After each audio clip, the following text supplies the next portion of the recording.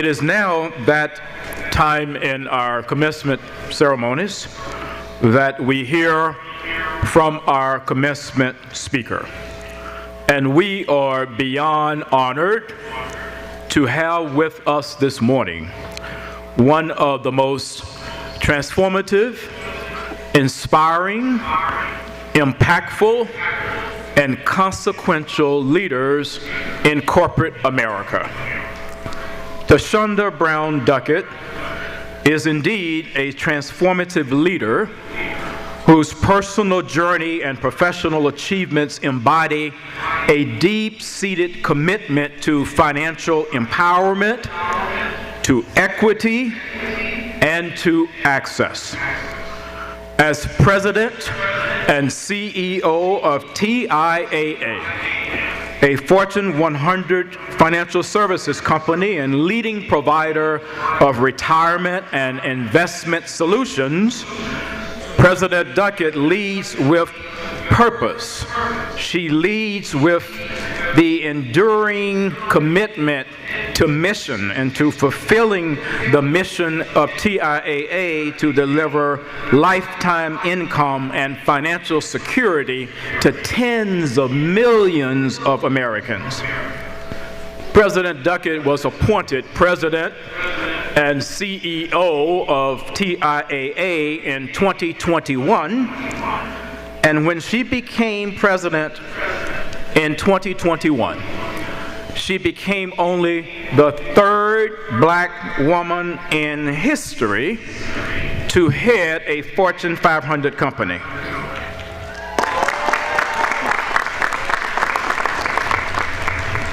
TIAA, under her leadership, has north of $1.4 trillion under assets. Prior to her assuming the position of president and CEO of TIAA, she spent 17 years at J.P. Morgan Chase, rising to serve as CEO of its consumer bank and earlier as CEO of Auto Finance.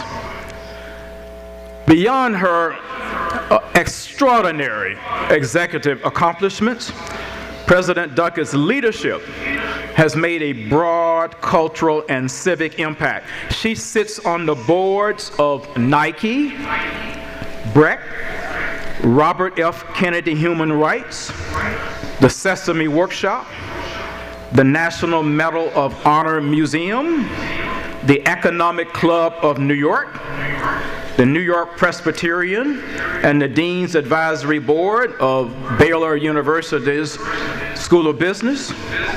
She is also a proud member of Delta Sigma Theta sorority. She also is a member of the Executive Leadership Council CEO Advisory Board. She's a member of the board of Jack and Jill of America, and in 2022, former President Joe Biden appointed her to serve on his board of advisors on historically black colleges and universities. Indeed, every national publication in the business space, from Fortune to Forbes to Barron's to American Banker to Ebony, have all celebrated her unique accomplishments as one of the most successful CEOs today. She was raised in Texas by her parents, who instilled in her the value of hard work, how important an education was, and how important it was to embrace community. She earned her bachelor's degree in finance and marketing from the University of Houston and holds an MBA from Baylor. I can stand here and go on and on. President Brown Duckett has literally 15 pages of accolades and accomplishments. And so you can understand why I, as the president of the National Treasury, am beyond excited to be able to welcome to these commencement exercises as our keynote speaker, President Thasunda Brown Duckett, TIAA.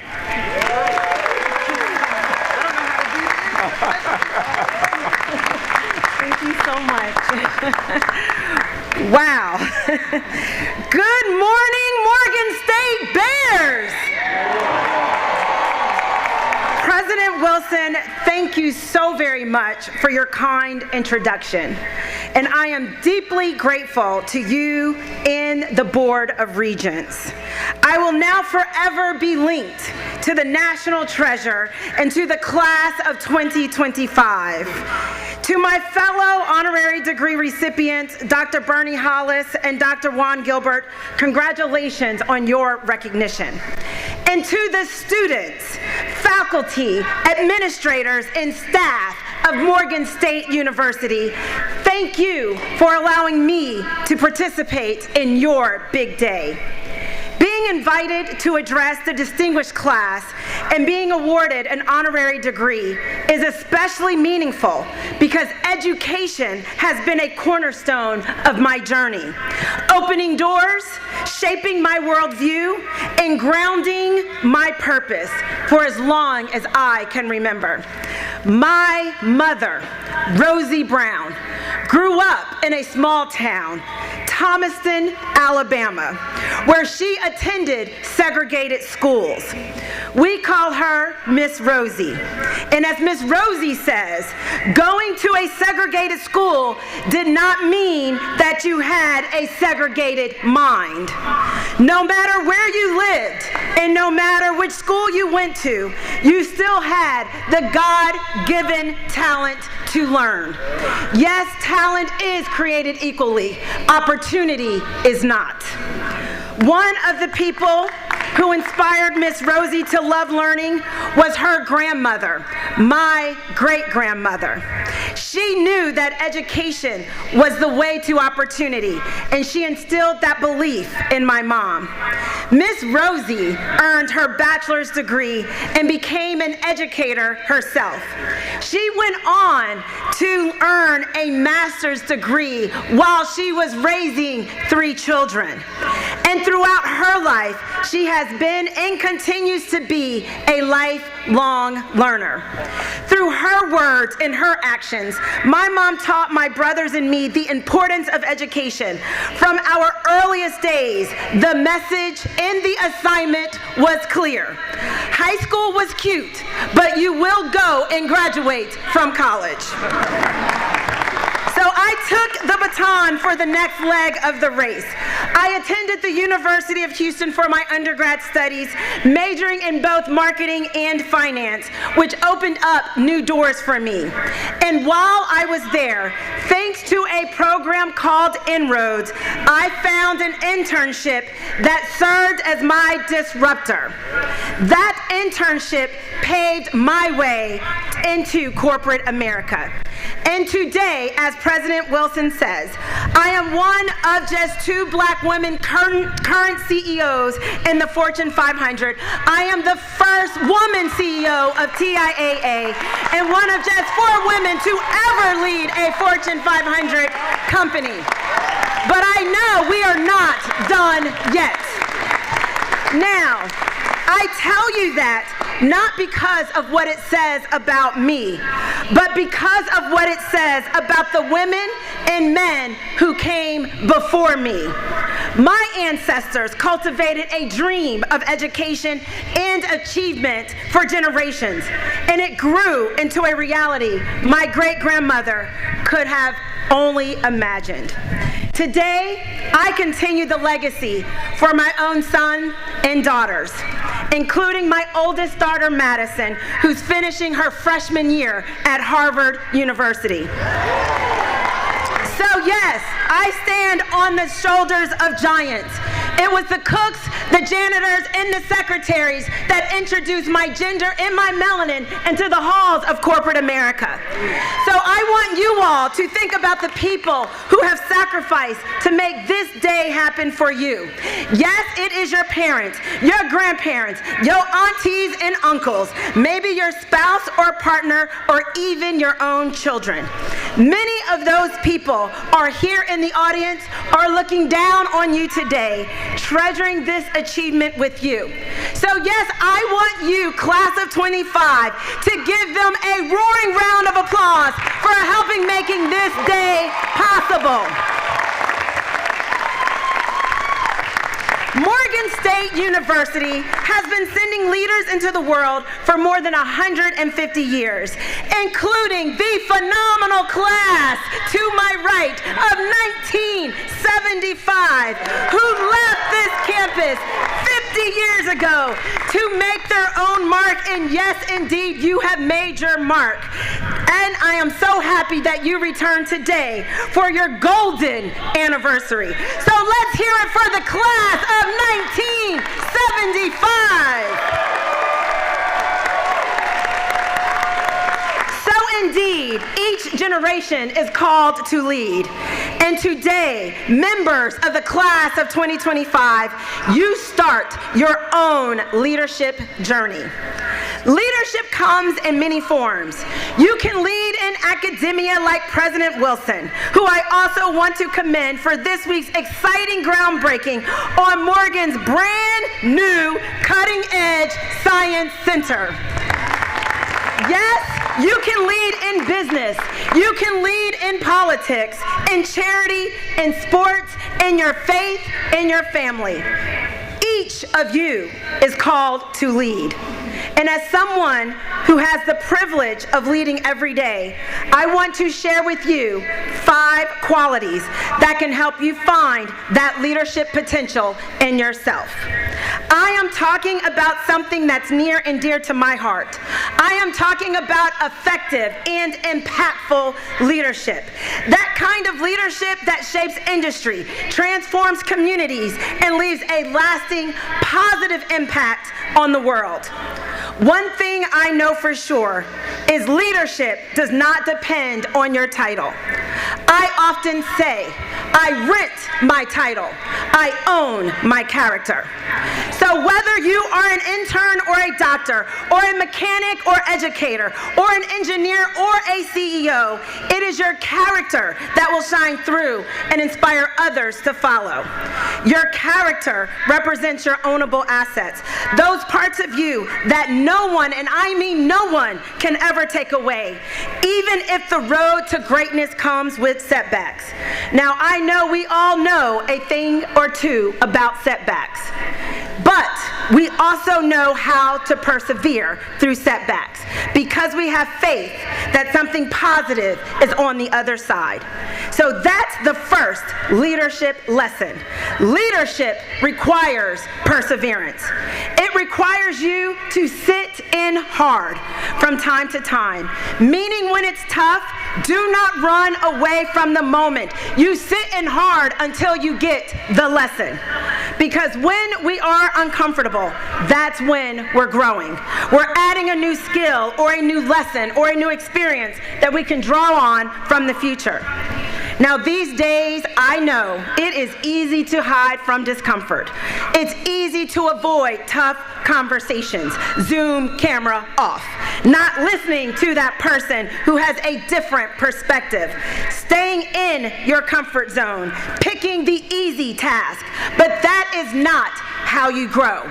We know pressure makes diamonds. That's not how you improve. That's not how you lead.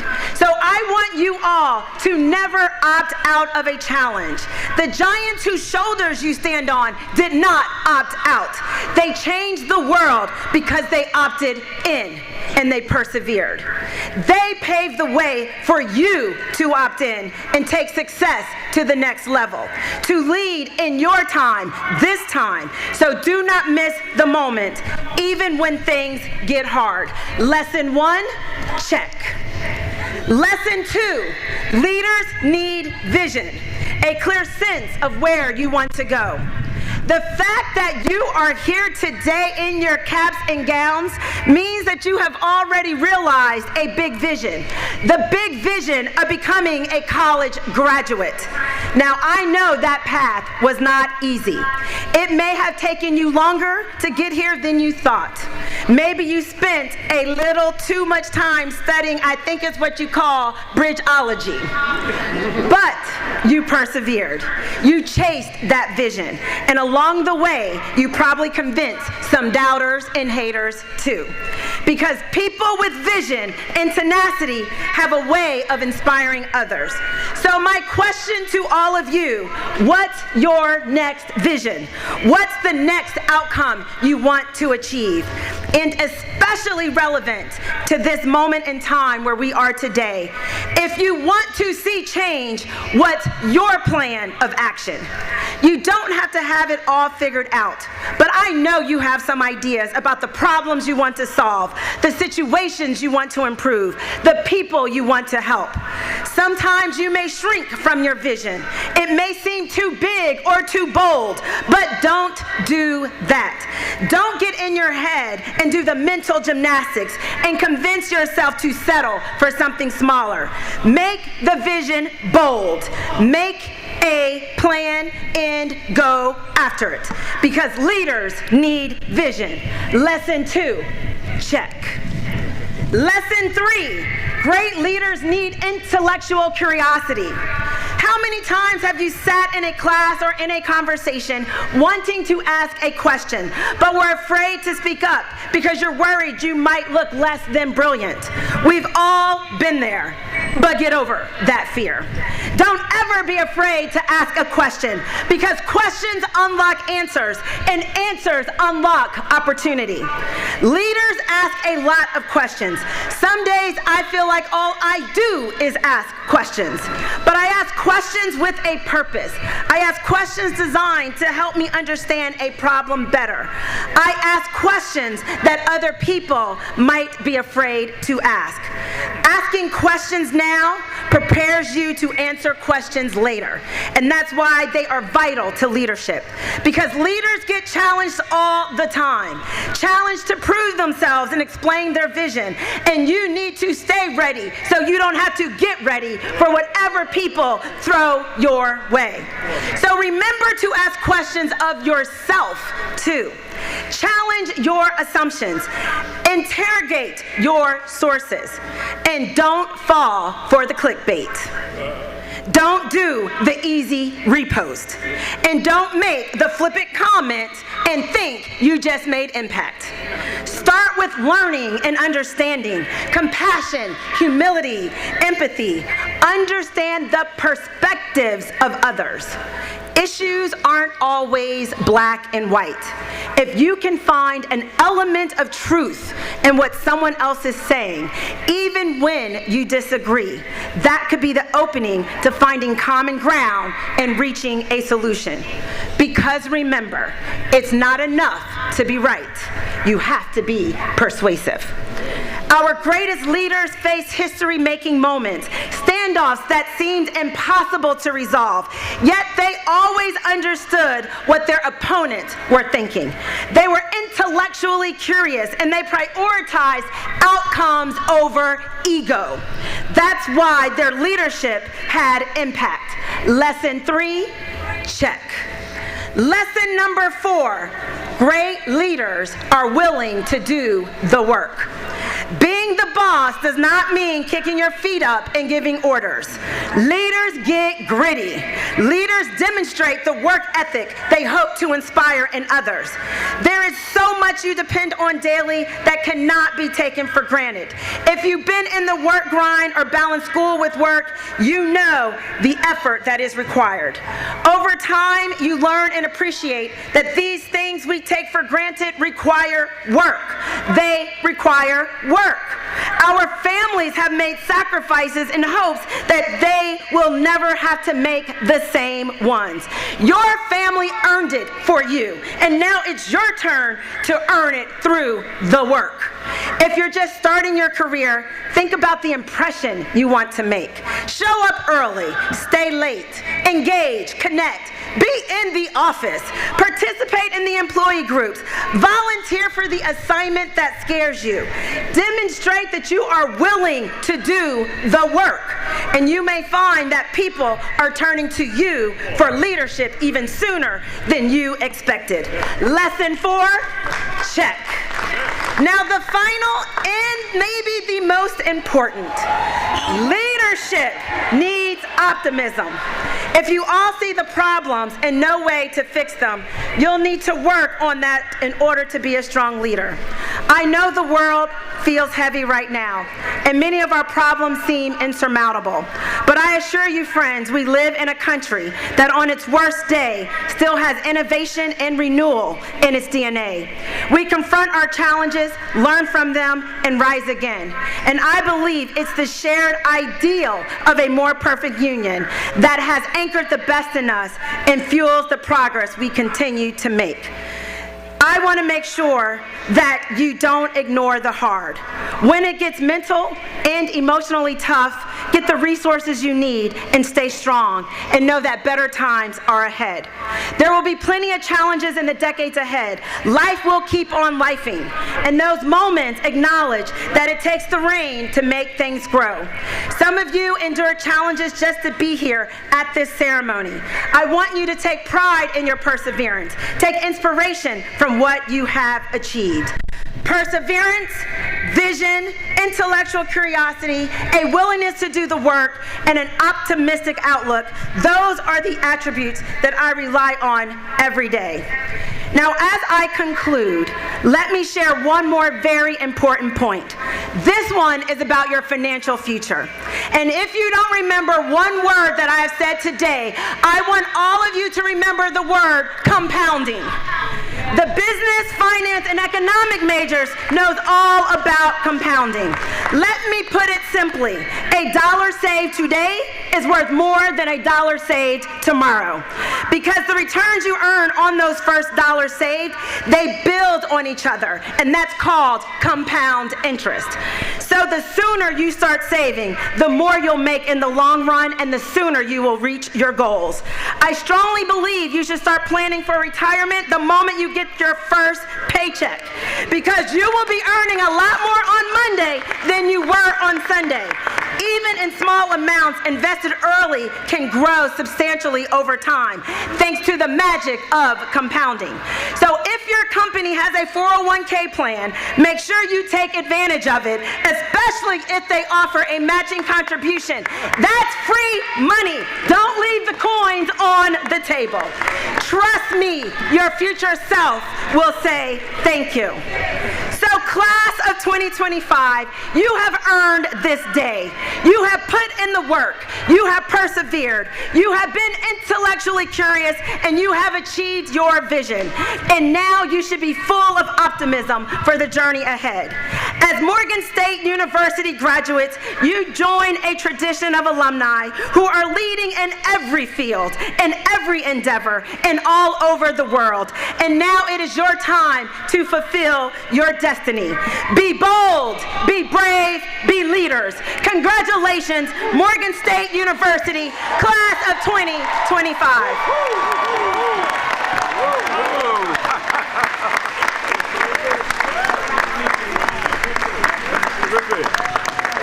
Please join me once again in thanking Thasunda Brown Duckett for just an amazing commencement address. There were so many pearls of wisdom in that address. And graduates, remember, if you will, those 5 points and the fact that $1 saved today is going to be greater than $1 saved tomorrow. And so one of the things that we really need to begin to pay attention to, particularly within the black community, is how do we grow and sustain wealth and be in a position where we can contribute back to our communities in meaningful ways. President Thasunda Brown Duckett, thank you very, very much for the challenge that you put before us. It is now time for us to bring forward our honorary degree recipients, and I ask once again the chairman of our board, Chairman Mfume, to come forward.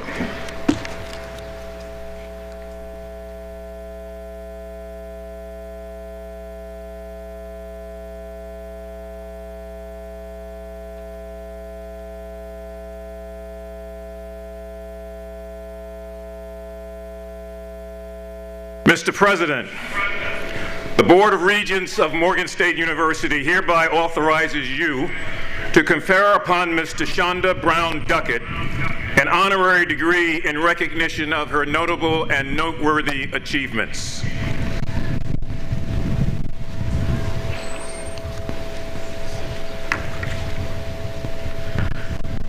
Thasunda Brown Duckett.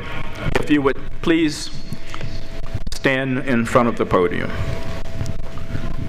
By authority of the Board of Regents of Morgan State University, and upon the recommendation of the faculty of Morgan State, I hereby confer upon you the degree Doctor of Laws honoris causa, with all the rights, honors, and privileges thereto appertaining under the seal of Morgan State University, given in Baltimore, Maryland, the 17th day of May. Congratulations.